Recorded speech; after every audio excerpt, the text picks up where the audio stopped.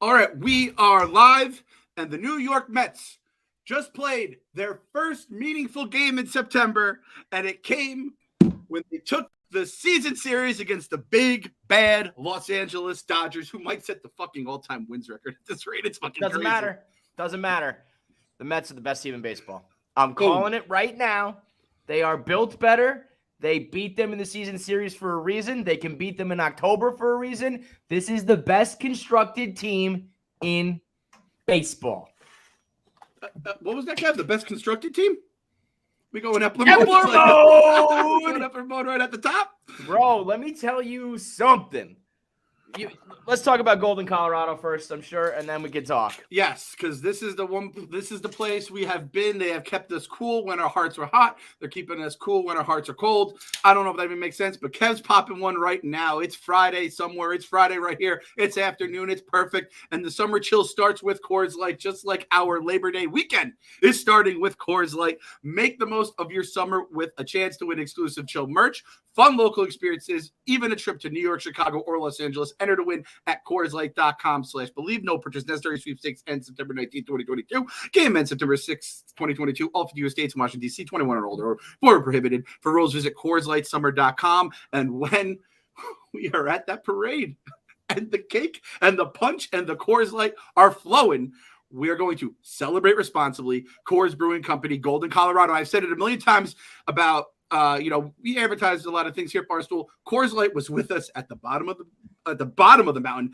and they're going to be with us at the top of the mountain. So shout out to Coors Light. We love you guys. You guys have been there every game of this wonderful, lovely season so far. Dude, the floor is yours, Kev. This team had one problem, and it was their bullpen. And as we're working through it, it's getting better and better. And guys like Adam Ottavino are becoming fucking lights out. And guys like Seth Lugo are back to being the Puerto Rican. And you get a guy like McGill, and you get a guy, everybody can bounce back a spot. Everybody starts to round into shape over the last month against these bums. And all of a sudden, what was once a weakness now becomes a strength. And everybody in this league better drop to their fucking knees and thank God that Epler didn't go get any bullpen arms. Otherwise, they'd be fucking unstoppable if we were if we went and got a couple arms and Ottavino was getting better and Lugo was going back to his old shape. The bullpen would be fucking lights out. It might be lights out as is. And you couple that with the best starting pitchers and the most consistent offense. It's maybe you're right. Maybe the Dodgers go on to break the wins record, and in that case, you have to say they're the best team. They're the best team of this year. They're the best team ever. But there's a difference between being the best team and the most well-constructed team. And I honestly, genuinely believe that the way the Mets are made, the way the Mets play, the pitchers they have, the closer they have, some of the pinch runners and pinch hitters and platoons that they have is the perfect baseball team in October. So you can go have the regular season wins record. I will take this team. This series explained it perfectly. This series played it out. It's exactly what happened. Low scoring games, well pitched games, good defense, clutch hitting, and the Mets came out on top. I don't see why that can't happen in October. Defense either. For one team, not really yeah. Right. That's for certain. I just don't see why it can't be like that in October either. I am as high as I have been since Game 4 of the 2015 NLCS. Wow. And that's when I proclaimed we were absolutely winning the World Series, was when we swept the Cubs in 4. That was my highest moment I've ever been as a Mets fan. I immediately plummeted, but this is the highest I've been since then. I think this team is that good. Well, I think this is a mix of obviously a huge win against a good team. Well, felt like every game could have went either way. And I almost want to do like paint a picture of how you feel every morning, just like in life. And it'll just mirror the way your team's bullpen is pitching. That's honestly it really is. It really is, dude. It's how your bullpen pitches and how your offense hits with runners in scoring position. Yep. I can't explain to you the sickness that I have. I was watching the game with my mom, and it was tied, and I didn't even realize that I was like sitting like this. And then I think whoever got the go-ahead RBI was the sacrifice fly, or maybe it was when Marte and Nimmo added on, whatever it was, all of a sudden we had a lead, and I literally my body relaxed, my mind relaxed. All of a sudden, I had like a rush of endorphins. Like the chemistry in my body changes when this team wins. It's disgusting. It's a sickness. I hate it.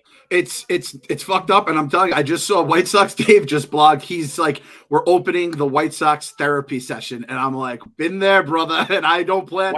He could have our couch, our old couch, because that's what this podcast started at. Yeah. We called it Mets Therapy Sessions, and it was me, you, and we had a picture of Mr. Met kind of like writing on the little paper there, our little Dr. Melfi. Been there, done that, and I don't want to ever see that couch ever again. You know what we should do? Let's give him the login for Mets Fans Anonymous, and we can change the name for the rest of the season. It can be White Sox Anonymous. Sox Fans Anonymous. Sox Fans Anonymous, and they can get it all out. Because right now, man, it ain't a therapy session. It's a celebration. It's a celebration. I mean, I'm ready to call it. I'm going to do it. The NL East is over. It's over. Sal Licata over here. Oh, yeah, bro.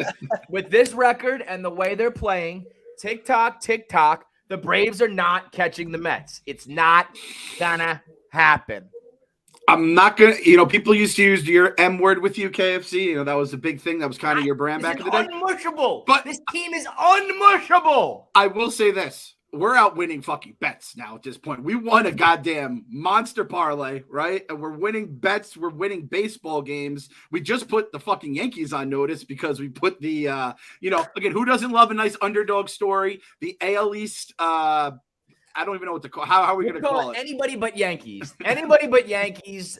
AL East bet, whether it's the Orioles who continue. If the Orioles come all the way back, I don't give a fuck what the Dodgers do or what anybody else does. That's the story of the year. Or if the Rays or Blue Jays come back and win the AL East. I mean, I guess the Red Sox too, but anybody but the Yankees win the AL East, because at this rate, I think the collapse is on. I'll use the big C word. There's a collapse happening in September in New York, and it ain't the Mets, folks. This is getting into dangerous territory for the Yankees, especially we see what happens this weekend. They're playing the Rays, right? Yep. If the Rays do damage this week, watch the fuck out. We're going to go from 98 Yankees to 2007 Mets real quick. People were upset when Gary was talking about the no-hitter. Kevin just basically stepped on every single potential landmine you could as a fan. So I'm calling all of them, Clem. I'm saying we're going to beat the Dodgers in the playoffs. I'm saying the NL East is over. I'm saying the AL East is up for grabs. And all of this is backed up by factual baseball, my friends. Facts, stone cold facts. That if you've been watching, you know that the Yankees have been a bad team since when? At least the second half, if not before it. You know that the Mets have never even had a losing streak this year. They can beat anybody. They've proven it now, except for the Astros. That's the Astros and Padres are the one team, but I don't even think I fear the Padres anymore. And everything's getting better. Like, everybody's improving. Unless this is like we're hot in August, hot in September, and everything goes south in October. Of course, I guess that would be the way it can all go south. But I don't know, man. I do not see that happening with this team. These games were very reminiscent of the NLDS in 2015, where it was like every single game you were like, it could go either way no matter what. Mm-hmm. But if you look at the numbers, and like I sent you guys the stats, like Marte carried the team when we needed it. And like when you don't have Lindor and you don't have Alonso, Lindor later in the series produced. But if you don't have Alonso producing, and then you get to the playoffs and he's hot, it's a totally different lineup. Mm-hmm. Yep. You're struggling to score runs, and that's the difference between our team and every other team is that if we struggle to score runs, our pitching is going to keep us in the game every night. And that's a huge plus, because as soon as you make a mistake, we capitalize every single time. Every single time we capitalize on mistakes. Every single time we bounce back after a loss or after a bad inning. And we've proven it top to bottom, whether it's fucking Patrick Mazeika or Pete and Lindor giving you, walk-offs. Like, everybody's played the hero at some point. We've had Marcana look like fucking Babe Ruth for a month straight. Like, there's just too many guys that you can rely upon. And you know what? I know that the offense does tend to go to sleep at times, but in the playoffs, we're not going to be, it's not going to be barn burner like, 10-9 games. It's going to be close games. It's going to be low-scoring games, and that's what this team does. And by the way, I'll say this, and it's outlandish, but McCann was stroking the ball last game. If he can just hit, I don't give a fuck. If he hits 145 the rest of September and then just somehow figures out how to hit in the postseason, instant legend. Like, I just need him to hit the ball sometimes. Bro, do not hold your breath. I'm not going to, but I'm telling you, that's a fairy tale type of story ending to a guy who's just like, fuck you, everybody. If McCann starts hitting, just give us the trophy now. That would be insane. Do you want to know if McCann's going to start hitting? Do you guys want to know if he's going to start hitting? Because I'll give you the fucking answer. McCann will start hitting if Aunt Mary says he's going to start hitting. Because Aunt Mary this was her scouting report yesterday. Birthday scouting report with Aunt Mary. Wow, this guy Kershaw has a really good birthday. It makes me scared. We need him to get out of the game quick. I expect, which he didn't. He was, even in the dugout, I thought his back was going to tighten up. Nope. I expect Bassett to pitch well. Like always, boom. You guys may not like it, but a Gemini in McCann is what can take down a Pisces. Every hit he had yesterday, every at bat was a scorching line drive, and one of them fell. Aunt Mary does not miss. How many times? Does not miss, bro. She does not miss, dude. Mary 33853563662 does not miss. And she was at a baseball game. Either someone took a picture of her and sent it to me, or Aunt Mary is actually real. We have to have her on the pod before the play. We're going to have to do a full-blown Zodiac scouting report. What we need is me, you, Mets 128, and Aunt Mary all on the pod together. What a fucking trip that would be. Jesus Christ. But if McCann's going to, even, again, you said it, Kev, it's not going to happen, but McCann, and everyone gives Nito a lot of shit. Nito hits with runners in scoring position, he actually hits does with runners in scoring position, and actually more often than not is the one starting the rally. It's always a leadoff double or a one-out double when nobody's on. Nito gets to second base, and he's huffing and puffing when he gets there, and he's dreading. He's going, please pinch run for me, please pinch run for me, because his slow ass doesn't want to run home. And speaking of, I didn't know this. I didn't know that Terrance Gore runs 500 miles per hour. I didn't know that we have a literal cheetah on our team now who almost blew up second base on that steal. He started sliding with a foot left. Everybody should do that more often. He hit the bag so fucking hard, somehow stayed on the bag. That was the fastest I've seen anybody run since prime Billy Hamilton. This was unbelievable. Well, 3-time World Series champion for a reason. Look at this. Yeah, 3-time World Series champion. This dude is just he just bides his time until the postseason, and he's like, someone's going to call. Every time, baby. And you know what? I know some people were mad about the call-ups. We are convinced Mark Vientos is not a real human. The fact that if he can't get called up now and he can't get traded now, well, then I don't know what that player is. That's insanity. But that's one that, every team needs a Dave Roberts. Every team has a moment like that. Every team, even if it's for one stolen bag in the playoffs, that's a guy that can make a difference. So I'm all about it. Hand up, I had no idea who really Terrance Gore was. Phil's stat was the most important stat. He's won the last 2 World Series, and he was on the 2015 Royals. That is a guy you need on a baseball club. You want to talk about that's Juju, baby. And listen, we love our boy Janko. Kev had the wig. He's our fucking guy. I need Terrance Gore more than I need. He's tiny. Him and the fact that him and Vogelback are to be ships passing in the night. Vogie gets on base, gets the walk, and then Terrance Gore just fucking circle. I wanted Terrance Gore to tag up on the pop up to Freeman. I'm like, tag up. Hit the baseball from first to third.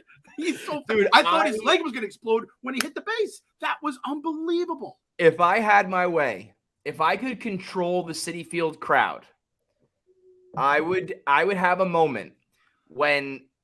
Almost like when soccer players come out of the game and they have to stand there and swap in, you know what I mean? They stand next to each other. I want a moment where Vogie hits a double and then Gore is the pinch runner. And as they pass each other, Citi Field just goes absolutely bananas because those two together are some sort of transformer that can be powerful but fast. It's the best platoon, the best hitting pinch running platoon maybe ever if it's used correctly. And I feel like that is a sign of something to come. At some point, that's happening, and a run is being scored, and it's going to be an unbelievable moment. Again, you know me, old school wrestling, kind of my thing. I absolutely love it. I'm always trying to think of the tag teams. Yeah, who are they? And someone said it to me. I don't even remember this tag team. The Big Show and Rey Mysterio. That is exactly I didn't know that have. existed. That's crazy. I was gonna go with like X-Pac and Kane, but yeah, no, this is the one. The Big Show and Rey Mysterio. And this guy, Brian, I said in the thing, Terrance Gore's 31 years old. He looks like he's 13. Just flip the numbers around. My mom legitimately thought he was a bat boy. Yeah. She thought he was like, look at this little boy. And then he was on first, and she was like, what's going on here? She legit thought he was like a child on the sidelines. They have him listed at 5'7", and you know if he's 5'7" on paper that he's like 5'6" with lifts in his cleats. He's 5'4" max. And you want to see Buck cook extra innings? I guess the playoffs. The playoffs they take away the man on second rule, right? Okay, I was gonna say put in that guy pinch hitting, making all the things go where he will be able to come up on second base. Buck will make sure it happens, but I guess we'll just have to wait for a September thing. Which, speaking of September schedule, we went through the gauntlet, coming out like a fucking rose. And let's just recap August for a minute here: Dodgers, Yankees, Phillies, doubleheader with the Phillies, Braves, Phillies again. Guys unsure as guys getting hurt, triple A arms, and we come out 3 games up after that entire fucking. Dude, that's insane. What was our record for August? Does anybody know?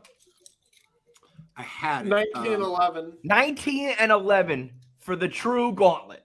We talked about a gauntlet in the first half. We talked about a gauntlet in July. The real gauntlet was this past August with the 5 games with the Braves, the 3 games with the Braves, the 4 games with the Braves, was it? Phillies, all those games. And capping it off with the Dodgers, and you go 19-11, and you still have your 3-game lead, and that's one of the most impressive things that that's one of the most impressive months that we've seen in a long time. And I have to, this season, and this new regime, and Steve Cohen coming into our life is all about change, and change is all about penance. And I have been making my, what's it called? When you're making your 12 steps and you have to, do your apologies, right? Whatever that's called. It's time. I've done it before on a smaller level, but I've given Edwin every apology I possibly can under the sun. I'm so sorry for anything I ever said about Brandon Nimmo's glove in the outfield. He went from an absolute bum in center field. Like a you don't know what you're doing out there, and I can't blame you because we just threw you out there and just said make it work, to a legitimate Gold Glover, value added, run saving Gold Glove center fielder. That catch, that's the best catch I've seen since Andy Chavez. That ball was absolutely smoked. It was not one of those like long fly balls and you get there and you time your jump right. Shit was like a line drive. And for him to get there in time the jump, grab the ball, hit the wall, hold on to it. The celebration was top-notch. The crowd was even better. Jake's celebration, and then to top it all off with the smirk to Justin Turner while he rounds the bases. It's, obviously it's not the NLCS. Game 7, Andy Chavez. The circumstances are far less. But as far as the individual actual play, it doesn't get much better than that. I honestly, when he went up and he went for it, and I was like, I don't think he caught that. I thought it might have come out, and I thought he was just celebrating, trying to fill the umps because he doesn't take the ball out to show anyone at first. And I'm just like, go for it, Brandon. Like, let's see if this will fucking work. It could have either been a like, let's go, or it could have been a like, fuck. Like the way he did it was a very ambiguous, like, do you have it or not? Oh, and that's also, by the way, when people say, oh, you robbed a home run, and it really was going to hit the top of the wall or come down, that was going over the fucking fence. That's as much of a rob as you can get. And that changes everything, man. And that look from Jake, and then the next thing too, is I was like, we've still got to get out of this inning. There's still work to do. And clearly Jake, he gave up some deep fly balls and I was a little nervous. And then he comes back and just shuts it down with the strikeout. Like that's where Jake knows how to step on the throats after the big play. It was a 1-2 punch that, I thought it was like Mandela effect too, because I was like, I used to hate Brandon Nimmo in center field, hate him. And I'm like, was he really just like was he really this good this whole time? And I just really didn't want him to play center. And then I saw a highlight package of like 2 years ago to today, and I was like, holy fuck, that's an unbelievable map just to catch a routine fly ball. It's a full 2 minute and 20-second video on Twitter, which is the full amount you can do it. And it's a low light reel from like 2020 and 2021, and then a highlight reel from this year. And you see the stat. It's like expected balls caught or whatever the fuck it is, and it goes from like 0 to 98. Like he did a complete 180 as a center fielder. It's not. It's like I apologize to Nimmo. For Marte to be the center fielder. Yes, this spring training, we were like, he's not a center fielder. What the fuck are we doing? And then you see him now, and you're like, holy shit! Like how? I mean, and I hate to be corny about it, but we know that Nimmo is the type who just puts in hours in the gym. You know what I mean? Like he hustles, he tries hard, he practices. He probably just got better at being a center fielder because he worked at it. The nerds also told him when Steve Cohen bought the team, like, oh, Brandon, you can just play deeper in center field because you're better at going in on balls and coming out. And I guess maybe that just helps. Hey, you guys remember I was kind of on the Nimmo island for a bit. Nimmo BP was my big call, and I remember people saying he just needs to start back further. And I'm like, that seems like a really silly thing just to fix. But then you remember the idiots that were running this team before Steve Cohen and all his nerds came in, and you're like, yep, that's all that had to happen this entire fucking time is just move him to where it was, because it happened a lot in Jake starts where it would go over his head, and then Jake would look back and be like, this fucking. You know what it was? They were probably still running out the same scouting reports when we had Juan Lagares playing center field. They were just like, oh, it's no difference. Which is honestly, it is so pathetic that's like a legitimate, that's not even a joke. That's probably like a real thing. Yep. But whatever it was, the magic has happened. And Nimmo is now must re-sign, big money type guy in my mind. I didn't even know he had that celebration in him either. I didn't know Nimmo had that kind of, that was very Ron had the celebration with the hands up. Yeah, the hands up. Yeah. No, that was, he hasn't celebrated that hard since 45 was in office. He was pumped.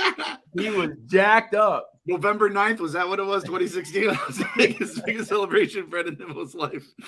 Wouldn't it be funny if Brandon Nimmo was like a hardcore liberal and we have been making this joke the whole time? They were making the joke about the vaccine forever, and he was the first one back, and everyone was like, what? I mean, there's every chance that he is not at all that, but whatever. I love the fucking internet, man.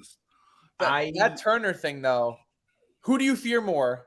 Trey Turner, who's having an MVP style season, or Justin Turner, who just always has the Mets number? Justin Turner gets up and I go, holy fuck, every single time. Every time. No. It's Justin Turner because he has the Mets black magic. He has, and for some reason, I will say this, I think it's mostly in good spirit, but him and his super hot girlfriend seem to always kind of still call out the Mets a little bit and clown them a little bit. I think every now and then there's a tweet or a quote kind of about how he wasn't being used right or wasn't being appreciated. Or I mean, obviously we know we fucked that one up. Imagine if all these years we just had Justin Turner. Third base is still the one, bugaboo that we've got. That if we just had that solved for the last decade. But I think much like Murphy, he was one of those guys who just never was going to work here because we sucked as a team. But they do still seem to think about the Mets and kind of mention the Mets every now and then, even after winning titles and being in, on the best team and shit. So I still think it scares me because there's the storyline of Justin Turner with the Mets and how we blew it with him, that he's always the one who's going to be, hitting the game-winning RBI.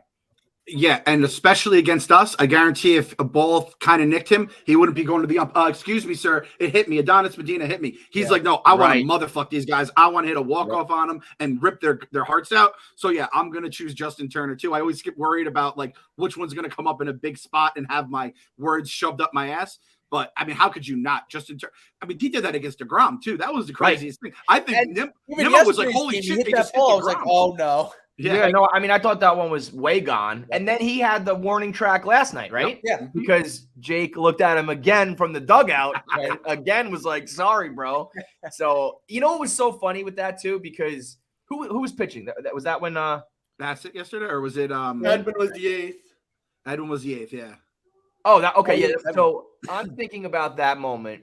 And Edwin's in, and he gets the job done. We'll talk about that strikeout in a second. But, again, a little bit shaky, gives up a run, some hard hit balls. That warning track ball put the fear of God in me. I was, absolutely ready to collapse. And then they cut to Jake and Max, and they're smiling and laughing in the dugout, just kind of like, oh, that was a close one, boys. And it just reminds me that, we are so much more ridiculous and intense, and they're just kind of obviously they want to win and whatever, but they're also sitting there whoo, that was crazy, huh? It's just they're watching the game with impartial almost. But that ball put the fear of God in me, and then for him to turn around and go 103 when that he was just fuck you, motherfuck you, get out of this inning, gas harder than he's ever thrown, and that celebration. I mean, untouchable, dude. They're just rounding into final form, and it's fucking scary. And I hate to keep harboring on this point, but I've been saying it for weeks. At this point, let's be honest. The Braves could still win the division 100% if everything. No, they can't. They're right. Actually, they can't.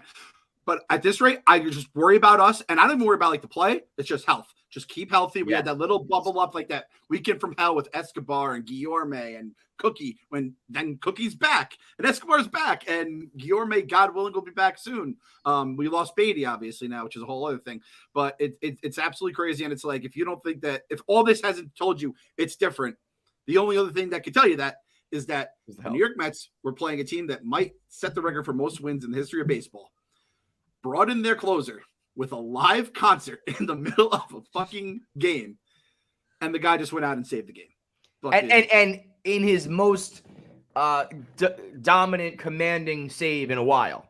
Mm-hmm. His last few saves have been a little bit rocky. This was that stretch we saw in July where he you literally couldn't even foul the ball off. It was 9 pitches. Good morning, good afternoon, good night. See you fucking later. I thought we got through the Timmy Trumpet hurdle, and now we find out that he's going to be back for the playoffs. Edwin was electric, and maybe that hypes him up even more, and so maybe it's a good thing. As a fan, I'm still waiting for it. It has to happen, and I almost hope it happens in September rather than October. Someone's hitting a home run, and everyone in their dugout's going to fucking play the Trumpets. That is going to happen. Whether it's postseason or regular season is the only question, because you just can't expect Edwin to be perfect every single time. He deserves some slack. And if we're going to be doing live performances, that people are going to be hitting the trumpets in his face. But if he was that gassed up, then, maybe it's a good thing that we keep doing Timmy Trumpets. I don't know. All I know is that Timmy Trumpets fucking loves it. This is I didn't realize that he is a very popular EDM DJ. He does Tomorrowland. He's mega huge in that techno community. I thought he was fine, whatever. People know him. I didn't know he's a monster. So when he comes out and he sucks at the first pitch and fans are nervous, he's I don't fucking care. This is just awesome. I'm just having a great time out here. 42,000 is not crazy for Timmy Trumpet. He's not sweating much. Another day at the office. Yeah. Exactly. He threw the pitch and then he jumped. I guess it was Nito. I don't know who. It was. No, it was Naquin. And then started humping him and going this to the crowd. I'm what is going on? Yeah. Naquin. One last bit of business with the Trumpets and Blaster Jacks and Timmy Trumpets. There's an imposter running around baseball who has inexplicably been using the Trumpets as alongside of Edwin Diaz. Contreras down on the Braves uses it as his walk-up batting music. It's one of the lamest things I've ever seen.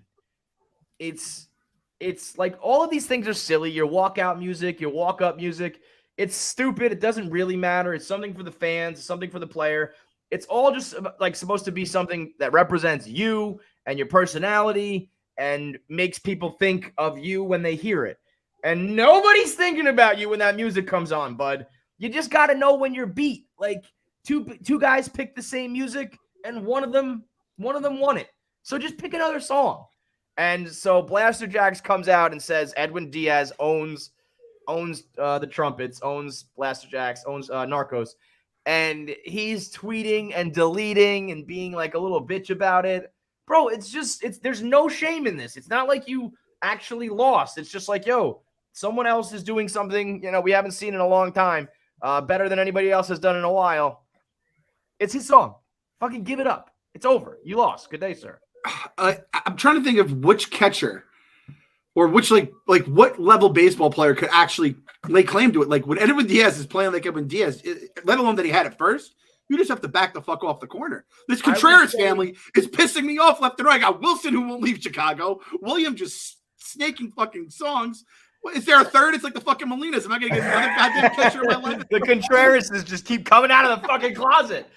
I would say there's probably 10 guys in baseball that I would say off the top of my head, if there was some sort of like they also played the song at the same time. Other than that, if you're not like one of those top guys, it's Edwin's, And I'm not going to forget this either. Jock Peterson stole this song last year, and I wrote a whole blog about it. He played the Mets, and then he went back to Wrigley. Our boy Dante had it. He had it that song as his song. He like tweeted, he goes, "Oh, this song is awesome." And people were tweeting me like, "Clem, he took Narco. You can't." Jock Peterson? No. Jock Peterson's not on that list. Not on that list. You are not one of those guys. It's got to be like if Trout, Ohtani, Mookie Betts.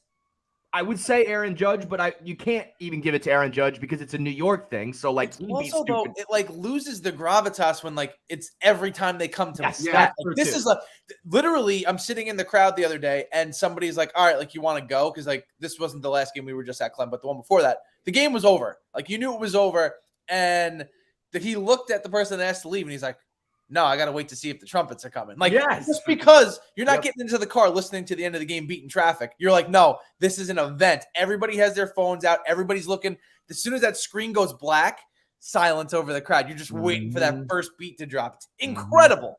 And it's like a full like couple minutes because he's warming up. It's not just like a 10-second thing while you walk to the plate. I will say now, you know that the Mets are a problem when Portnoy gets his troll boots on when he straps up straps into the troll mode. It was weird that like everybody was just kind of standing there filming rather than like jumping up and down and shit, especially because we saw just like a minute earlier or I guess before whatever it was when the crowd went fucking bananas for the catch. We know that the crowd was electric that night. It did look weird that everyone was just kind of standing there. But it's also a weird thing. It's not like a song that you sing along to. You can't really dance to the trumpets. But I don't know. Every time it's on with me and Clem, we're fucking doing the trumpets and we're going crazy. So I don't know. That was a weird moment that it did make it look a little less electric than it is. But I also don't give a fuck. That's when the Mets are good. When people are nitpicking shit like that, I'm like, okay, whatever. Go ahead, make fun of us. Yeah, people are saying, "Oh, this entrance was a little overrated." I'm like, "Well, you guys have just never been to the stadium for it." And again, they caught maybe that's like the nice seats, and those are the people doing it. But I go fucking crazy when Lazy Mary comes on to this day. I'm still going, la, la, la, I'm singing around, I'm clapping, I'm fucking getting my Ginzo fucking body out there. So I don't know.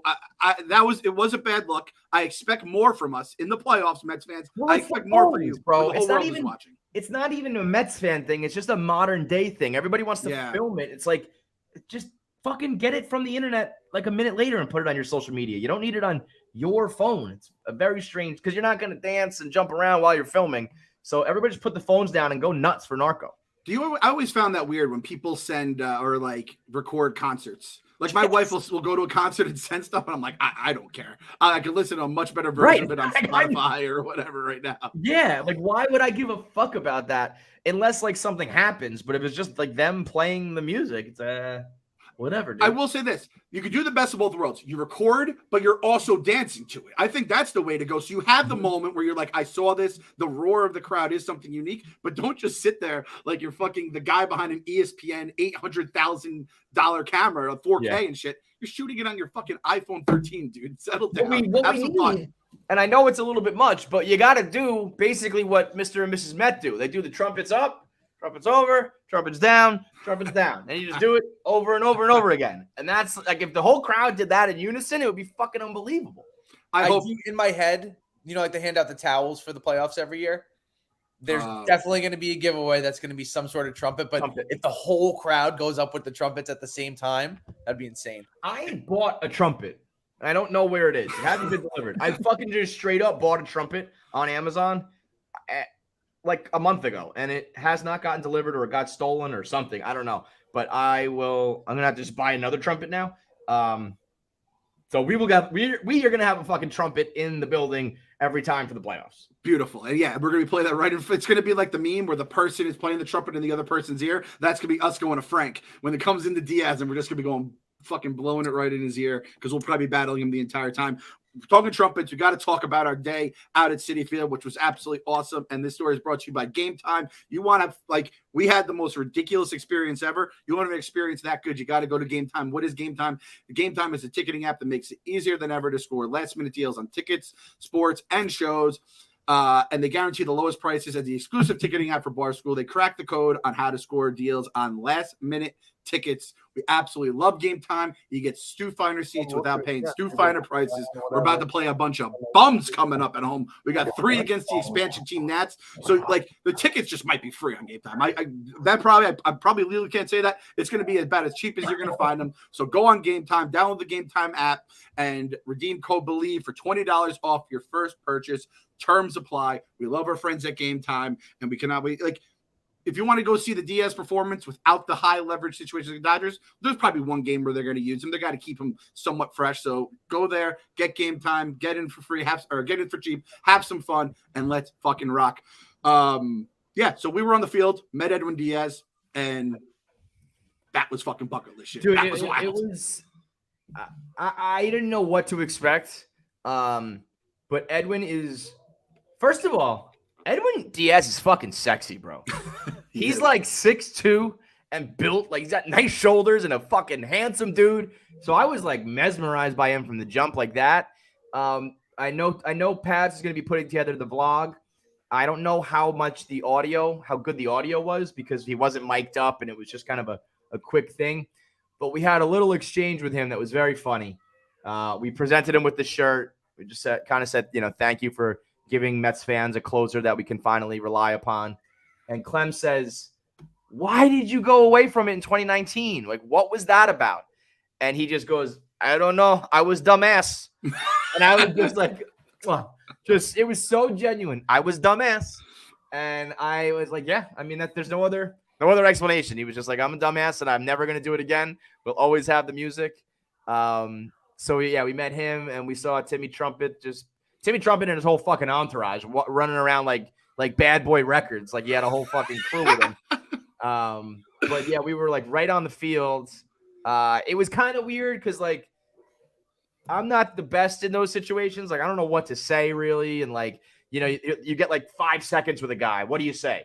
I didn't have the right. What we should have asked them was, what do you think of William Contreras trying to steal your song? And then we could have had a sound bite and the whole 9. But I just kind of froze, and we get to say hello to him, and then we just get to watch everybody else because we're right down on the fucking field. And the moment we had with Francisco Lindor made every moment of leading the Francisco Lindor is good charge worth it. For 2 fucking years, we have been fighting the Lindorks. We have been singing the praises of. And I don't even want to give us credit because all we were doing is just being logical humans when it comes to baseball. But we've been fighting the good fight for almost 2 years now. And he walks by. It was cool because it was we were talking to Nito. Nito was one of our friends at this point, had a 20-minute conversation with him. A couple of the other guys, Vogie's here. We say what's up to some of those guys.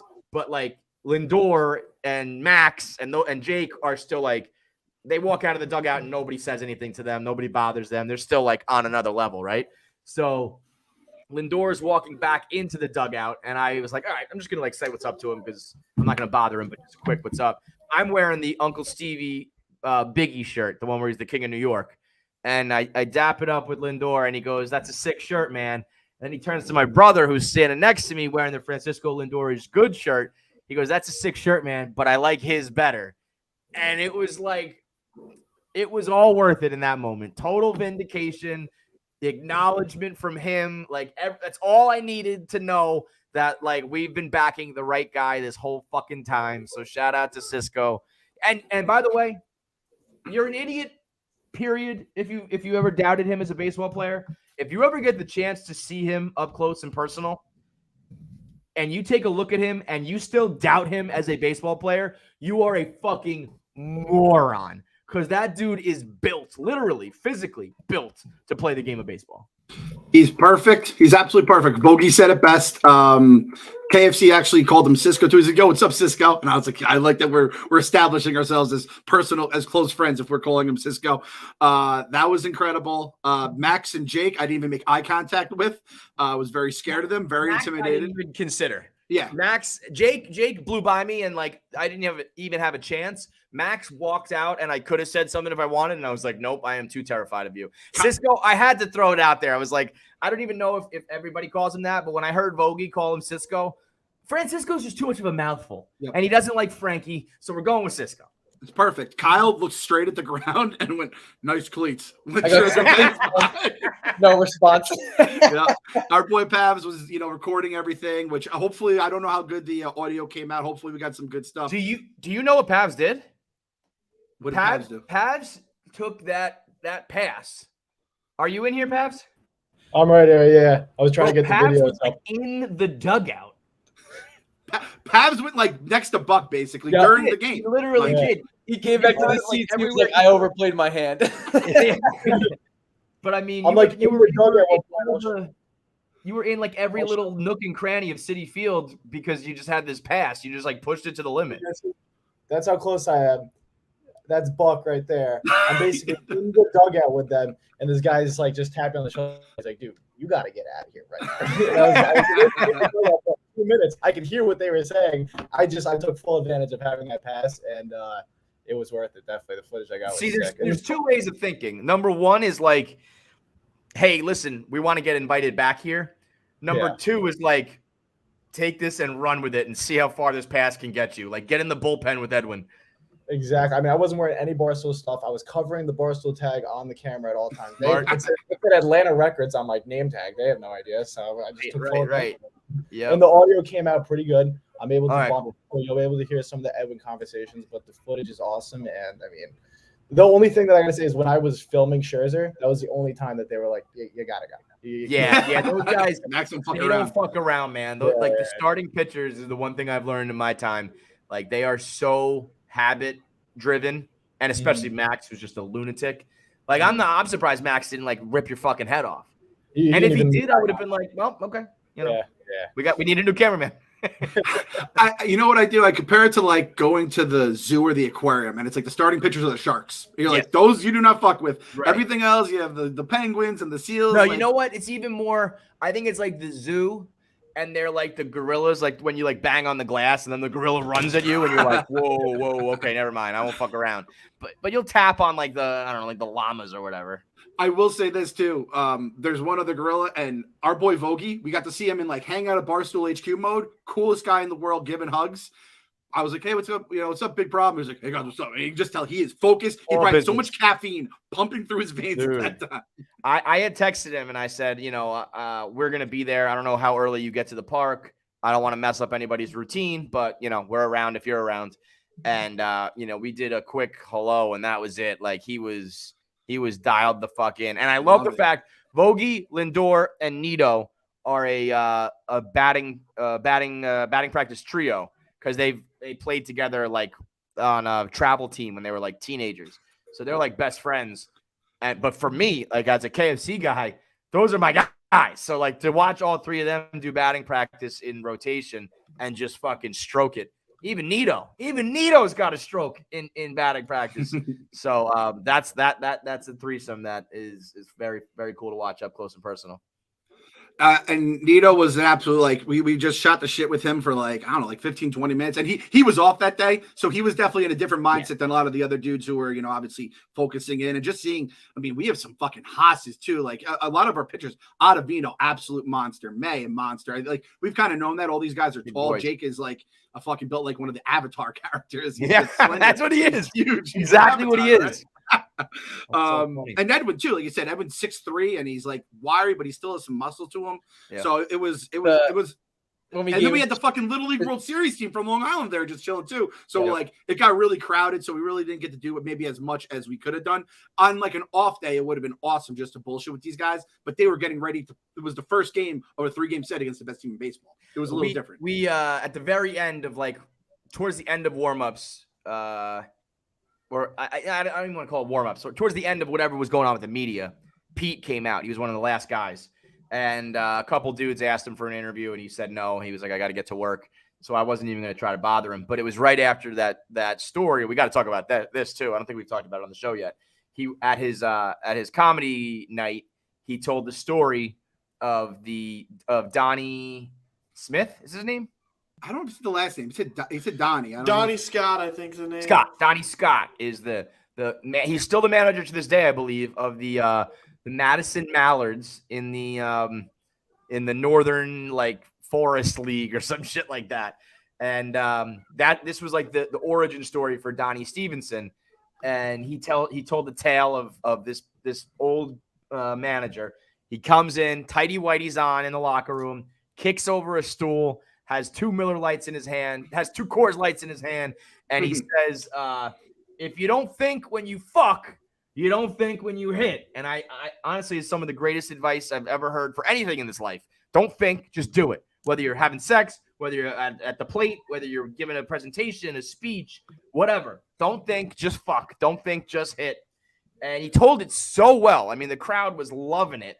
I was like, where the fuck? We needed this version of Pete when he came on our show instead of like the media trained version of Pete. I don't think Pete realized he was being recorded at that point. But anyway, I just yelled to Pete as he walked on the field. I was like, yo, Pete, when's the comedy career start? And I just got like a quick look over the shoulder, like, shut the fuck up.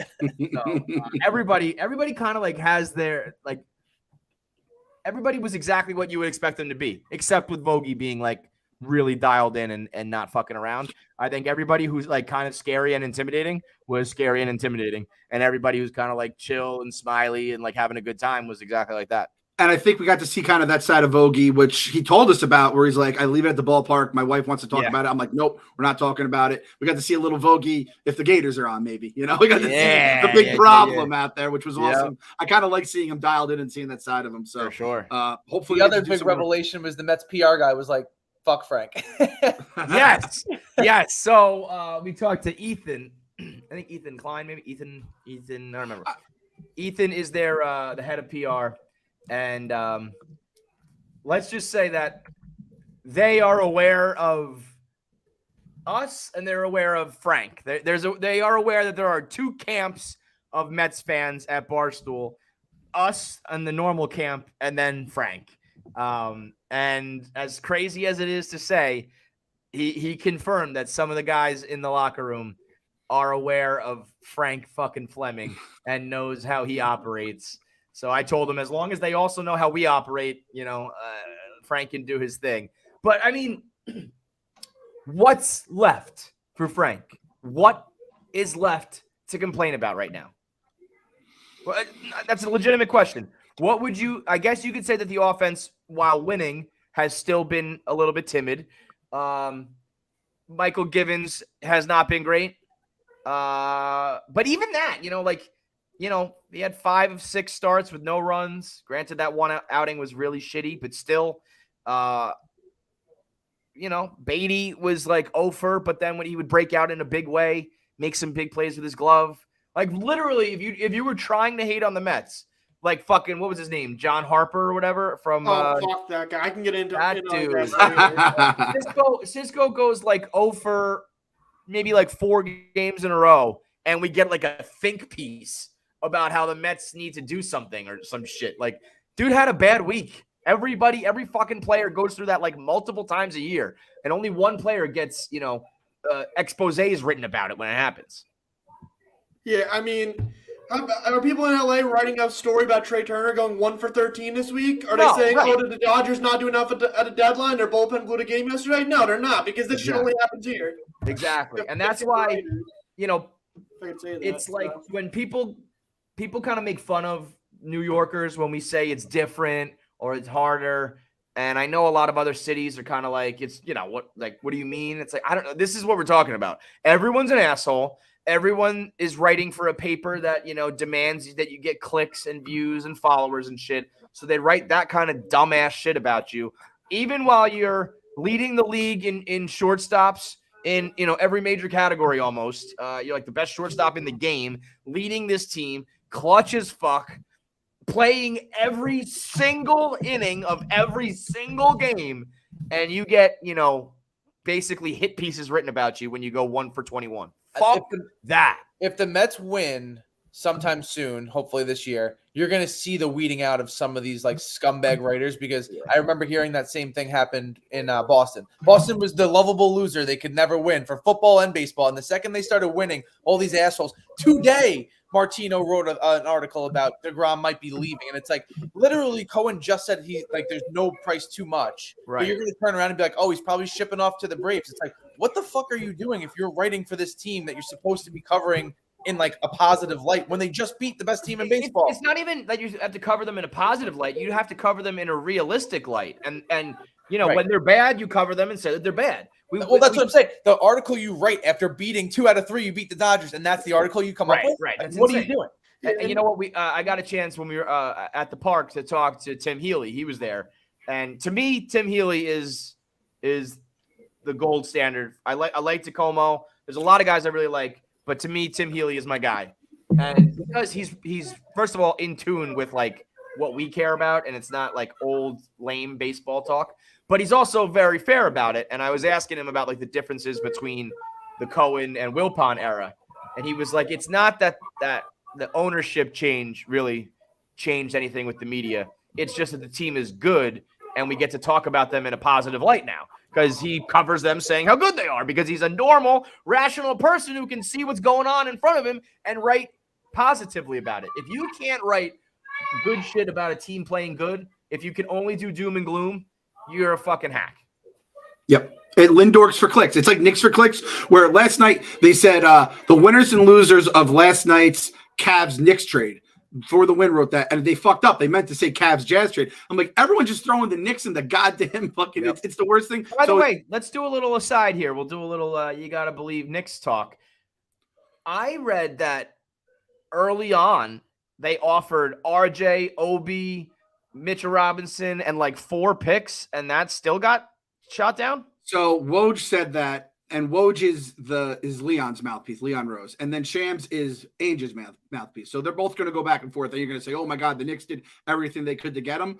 I imagine that trade had to involve like Rudy Gobert as well as Donovan Mitchell, because it doesn't make sense that you're going to do all that. And then by the end of it, you're like, that trade, like unless Donovan Mitchell like blew out a knee or something, you don't go from offering all that to what the last package was, which was RJ, quickly, maybe another young guy, and then, a couple of picks. So it's just you're dealing with 2 different media guys that are the puppets for the GMs. As a casual fan, I would have loved Donovan Mitchell. I think he's awesome, and I love the Mets angle. But that's another guy that's not like a, franchise. You're gonna win a title. Like, it's not worth blowing everything up, I should say. If you could have kept RJ somehow, and then you have 2 of those pieces, and then maybe you hit on like a cornerstone type guy on the draft, like that, awesome, fine. But like RJ and Spider as your like big 1-2, I don't think that's getting over the hump either. So as much as like I wanted it, and I think he'd be electric in New York with the New York connection and the Mets and the Garden and all that, I don't, at the end of the day, I don't think I guess it kind of bothers me because, again, being a casual NBA fan, I don't think that Cavs package was like all that great. So I don't know why they couldn't like match that. But also, I don't think it's like you now we're not going to win a championship because of that. Yeah, and I have nothing against Cleveland. Think about it this way. They can have Donovan Mitchell, have all that. We'll take Francisco Lindor from them for the next 12 more years. You motherfucker. I love it. Don't piss off Phil, man. Phil's a Knicks fan too. Yeah. No, you said it perfectly, Kev. And there's also like, and this is a Woj thing, so you don't know what's real, what's not. But I think it was Zach Lowe I heard said this, that like they had Worldwide West go out to the Mavs Jazz game, and obviously Brunson, who the Knicks got with some shady shit, and Worldwide West is always lurking in the shadows. And I guess the Jazz fans were not happy that the Jazz front office was not happy that they were basically like trying to take their guy right in front of them. So whether or not it's true that they took a lesser package, because let's be honest, the Cavs are fucking good now. Like the Cavs, Yeah, they they're needed gonna Donovan. Like that trade makes a lot more sense for a team in the Cavs position than it does for a team in the Knicks position, because those picks are probably not going to be as good because the Cavs are going to be good. They have this young nucleus. We need guys like the Cavs have, you know what I mean? And if we had to trade RJ, then it's like you're trading RJ and all this stuff to then get Mitchell back. It's almost kind of the Melo trade 2.0, which Leon Rose was Melo's agent for this. He knows how fucked a client can get if you don't have stuff to build around when he comes to the new team. So I'm happy. I wanted Donovan for the Met stuff. I want him to have a score. I wanted, because I do think he could be like a big three guy for a contending team. But at the same point, like the Knicks you're damned if you do, damned if you don't with the Knicks. Because they've made so many bonehead things from other front offices, not this one. And again, you talk about the writers and all the hacks. Like Stephen A. Smith is killing the Knicks right now because they didn't get Mitchell. If they gave up everything for Mitchell, he'd be killing them for that. Mitchell. You just have to tune out the media these days. Like, stick with the fans that like the opinions you kind of like listen to and follow. Tommy Beer's my guy on Twitter. I like him a lot. Ian Beagley's another awesome reporter. He's kind of like our Tim Healy for the Knicks. So like those are the guys, and I think it's kind of cool that Twitter has kind of become a space where you could like think with like-minded fans. You're gonna have the Lindorks out there. You just don't pay attention to them. But I'm fine with it. Yeah, your tweet was one that was eye-opening when you said we finally made it to an extension with one of our first-round picks. And I'm like, wow, I don't think we've ever signed one of our, like, top lottery You want to picks. hear who the last one was? Wait, let me try to think if I can think of it. The last first-round pick. So Mitchell Robinson was a second-round pick. He was the first one since this person, and it's also the last first-round pick. I mean, it's so long ago, right? Because I can't think of anybody. It's gonna fuck you up when I say give me like how many years ago?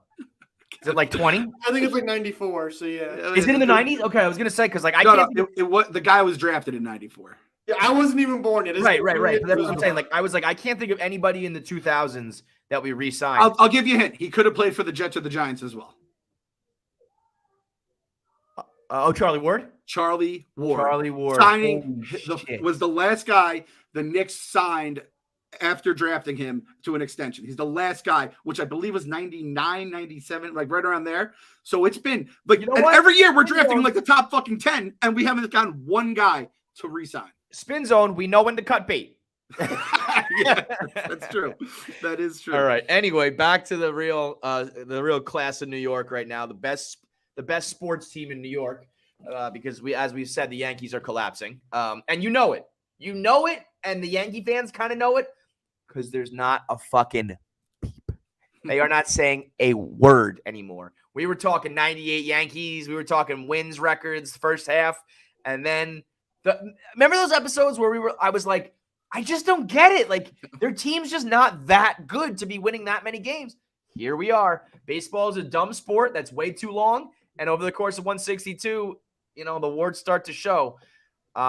They picked up Matt Carpenter on a fucking song who wasn't even playing with any team, and he was instantly like their second or third most valuable player. Rizzo just blew his back out. Like Stanton went down with an Achilles injury. They had the best bullpen in baseball in the first half, and like Nestor Cortez, that little fat fuck, all of a sudden he's like the best pitcher in baseball, and it's like everybody's coming back down to earth. Nestor Cortez has still been pretty good, but like all of these guys were all clicking on like the highest of the high. Yep. And there has to be some sort of regression. It just sucks that it's happening at the worst time. I love when so they're working Cortez on the innings limit, and they put him on that fake injury on the IL. And like the interview he did like the day before, he was like, "I feel great. I'm good to go."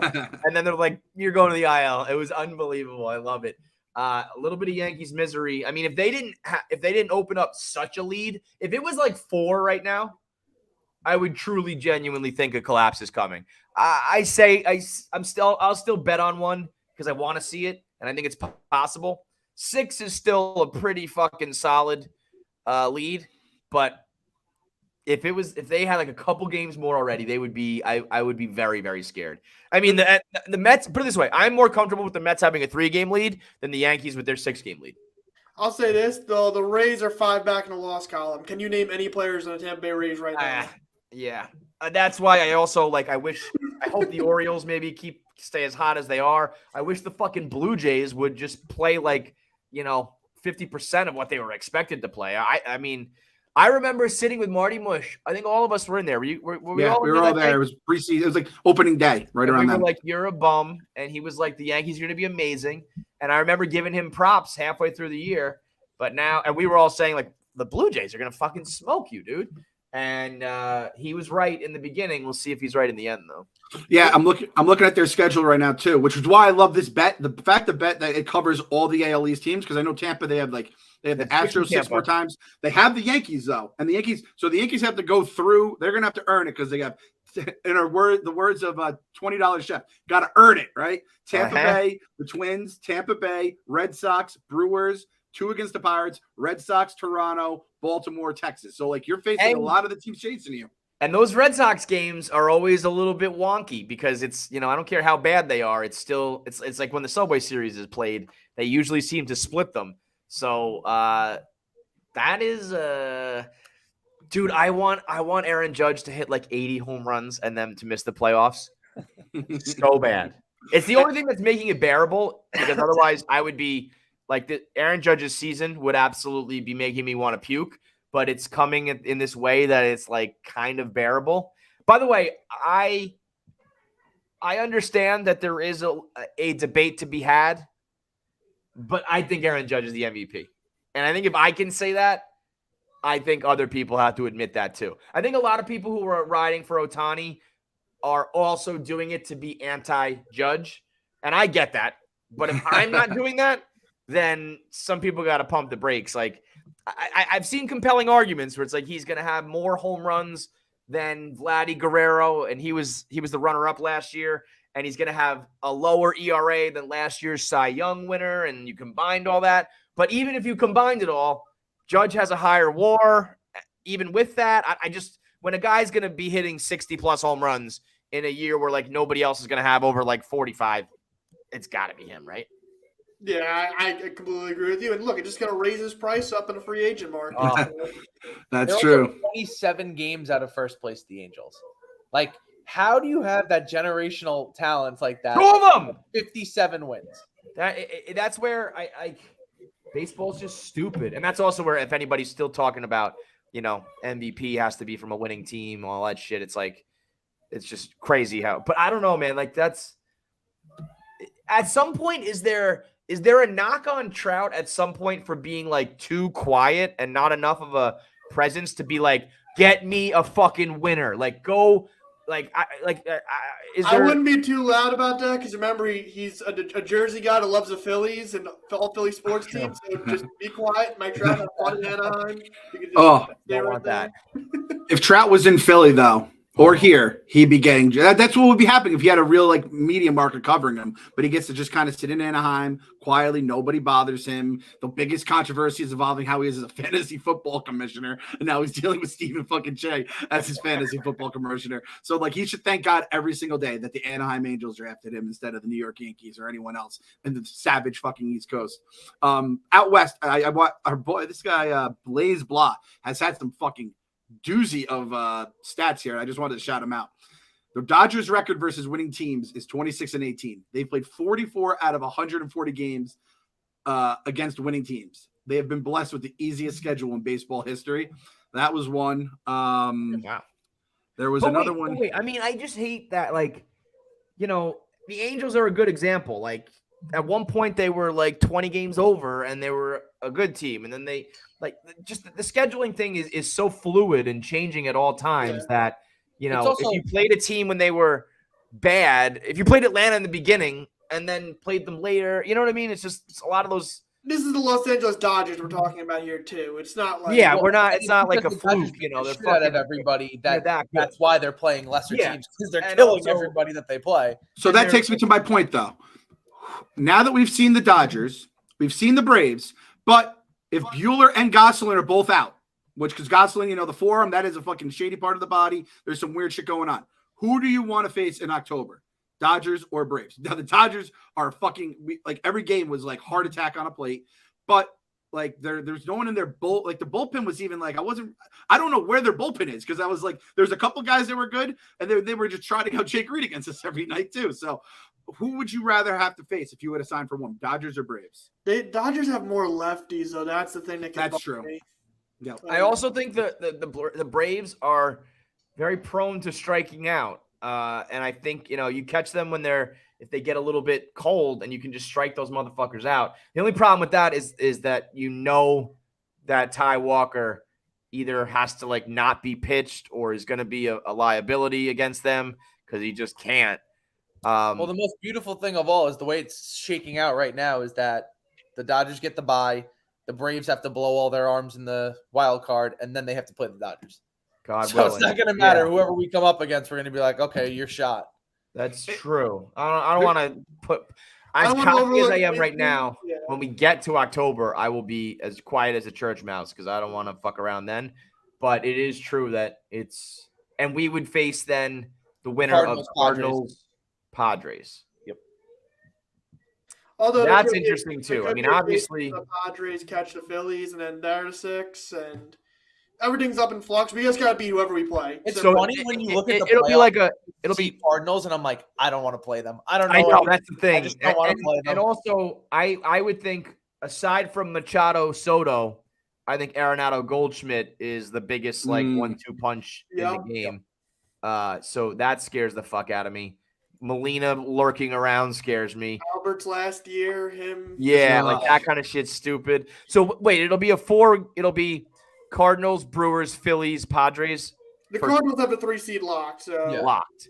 So then it'll be Brewers, Padres, Phillies vying for 2 spots. Yeah. The Braves are locked in at either 4 or they're not catching us. So I'm not worrying about that. So right now it's Braves. Is there anybody else though?